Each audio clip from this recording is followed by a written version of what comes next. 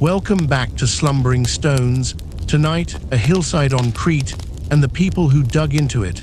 They found a civilization nobody knew was there and gave it a name. This story is made for sleep, so drift off whenever you like. Tell us where you are listening from tonight. Now dim the lights and settle in. An honest word first about what kind of story this is. This is not the story of the Minoans. It is the story of the people who found them, which is a different thing. Everything we think we know tonight arrived through someone's hands, and every pair of hands left a fingerprint. Begin with a low hill a few miles inland from the north coast of Crete. The locals called it Kephala. Olive trees, thin soil, a scatter of old stone that nobody thought much about.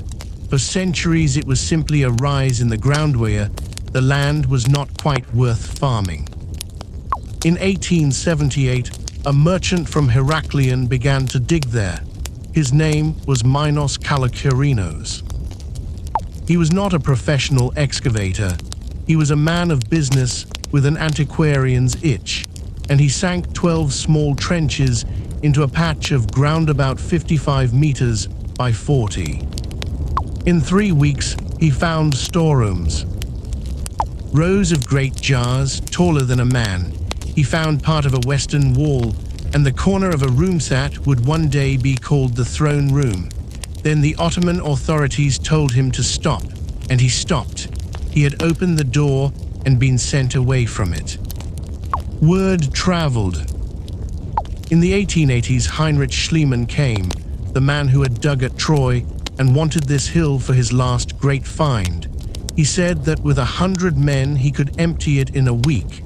Between them, the owners of the land and the Ottoman authorities saw him off. He never got his spade into it.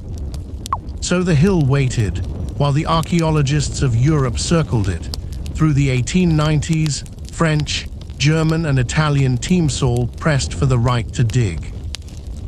None of them won it. It went instead to an Englishman with family money and the patience to buy the ground itself. By 1899, Arthur Evans owned Kephala, not a permit. The hill. On the 23rd of March, 1900, he started work with 30 men and soon had 100. Within about a week of the first spade going in, something came up that nobody had expected: writing. Under the soil was not a temple or a tomb, but a building that kept unfolding. Corridors that turned back on themselves, storerooms behind storerooms. Stairs going down into room slit from light wells overhead. A structure with no obvious end to it, as if the plan had been drawn by someone thinking as they went. And it was old. Older than Athens. Older than the Greeks whose ruins stood on every other hill in the Aegean. Here was a whole civilization, with paint and plumbing and script, sitting 1,000 years beneath the world Evans had come from. It had no name, because nobody had known to give it one. So Evans gave it one. He reached for the myth every educated European already carried in their head, King Minos, his labyrinth, the bull at the heart of it, and called these people the Minoans. The name has never come off. Think about that for a moment, gently, the way you think about things when you are almost asleep. An entire people are known to us be a word invented for them in English in 1900, borrowed from a legend told by their neighbors. What they called themselves, we do not know. The name brought a story with it, and the story shaped the seeing. A labyrinth was expected, and the winding corridors obliged.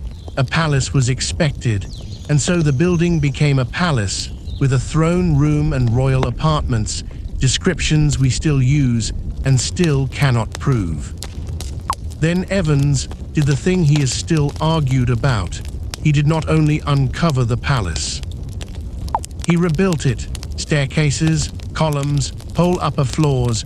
raised again in steel and reinforced concrete, so that visitors could walk through rooms that had been gone for 3,000 years. The defense is fair enough.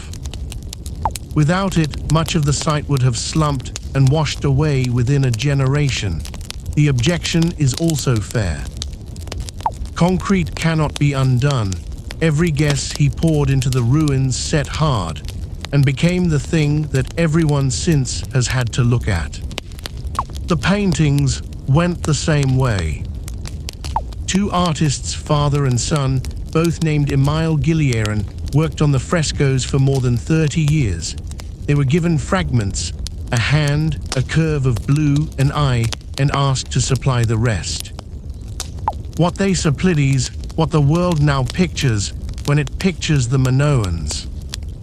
How much was supplied, we are still finding out. In 2007, infrared imaging of the fragments from the throne room showed that the griffins flanking the throne had been read wrongly and painted wrongly. 100 years of postcards quietly corrected. But the deepest question was always the writing. Around 3,000 clay tablets came out of Knossos, covered in a script. Evans, called Linear Bhe, was certain it recorded the Minoan language. He worked at it for 40 years and died without reading a word of it. The tablets were read in 1952 by an architect. Michael Ventris had no professorship and no chair in classics. The story goes that as a boy of 14 he stood in front of Evans himself and asked whether the tablets had been deciphered yet. 16 years later, he answered his own question. And the answer overturned the man who had asked for it. Linear B was not Minoan at all. It was Greek, an early form of it, written by Mycenaeans from the mainland, who by then were running Knossos. Evans had spent his life reading the accounts of the people who took the place over. The older script, Linear A, the one the Minoans themselves used, has never been read. At least 90 signs, and no bilingual text anywhere to leave it open. Most scholars now think the language behind Itha's no living relative and no dead one either. It is still sitting there, perfectly legible and completely silent. Even the gentleness has been questioned since. Evans saw a peaceful people, and for decades everyone else did too. Newer work has turned up fortified settlements, weapons, and injuries on bones. At a small building called Anemospilia, some archaeologists read a sacrifice. Others say we are reading what we want. Making this episode, one small thing stayed with us. Every discovery arrives wearing the clothes of the person who made it. The name, the labyrinth, the concrete, the frescoes, the piece, all of it is Crete seen through one Edwardian Englishman. We are not looking at the Minoans. We are looking at his looking. The hill is quiet now. The jars are still standing in their rows. Somewhere in a case, the older tablets wait, holding whatever it was they were meant to say. Let your breathing slow. Let the question keep till morning. Good night from slumbering stones.